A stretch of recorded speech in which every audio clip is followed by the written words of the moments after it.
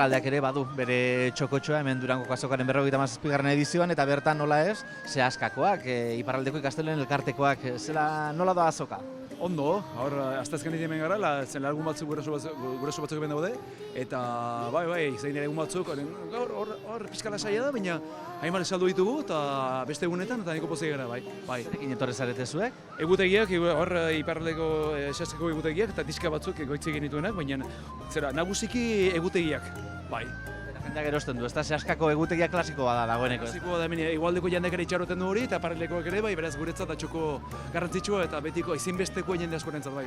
Kalakan taldeko kideak, hementxe zuen lan berriarenarekin, ez da? Etorri zarete azokara.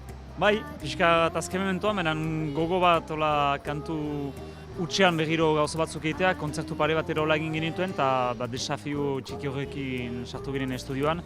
Hauz, utxean, akapela osatutako disko baten eskintzea. Zela doa, azoka, zela joan da doa edo joan da 57. Pues beti bezala azken eguna nekatuta.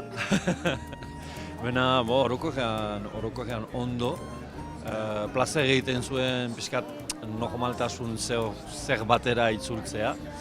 Eta, gu emaitzarekin konten gira eta beti ideia berri batzukin heldu den urterako eta holeko gauzak. Eta egia da bakoitzak gaudela, denak batera gaudela, denango adibidez pixkat banatuta musikatik ez azkenean, nun kokatu behar dugu. Dene musika guztiekin lastuta edo iparraldekoekin ze iparraldekoak gira. Baina, ekoizleak badirela gutxienez azaltzen dugu modu hortan, denak ondoan izan da, erakusten alda badela denetarik. Zuek biak nola baitere hegoaldekoak zarete, baina zeuen lanak iparraldeko argitaletxe batekin argitaratu dituzu, ezta? Bai, nik egia esan, beti ere iparraldarekin beti hageman handiagoa izan dut, atxaren poesia dela, maiatza argitaletxea gero 8 ezagutu nuen, baina ez gustatzen esate ipar eta ego, ez? Euskaldunak gara. Azken batean, sortzaileak gara eta arnaz hartu behar dugu. Orduan, arnasa hartzeko sortzen dugu, lehenik. Gero ondoren etortzen da argitaratzea.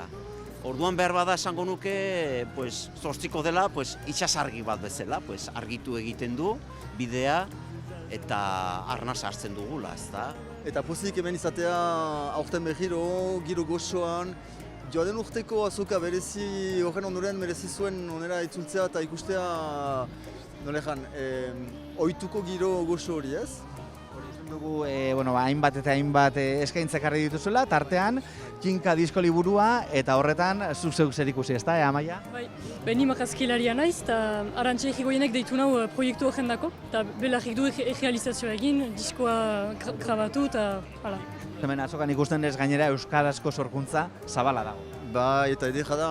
Edera da, hainbeste mugimendu, hainbeste berrikuntzaik urtero, hor dugu kriston aberastasuna ez da dudarik.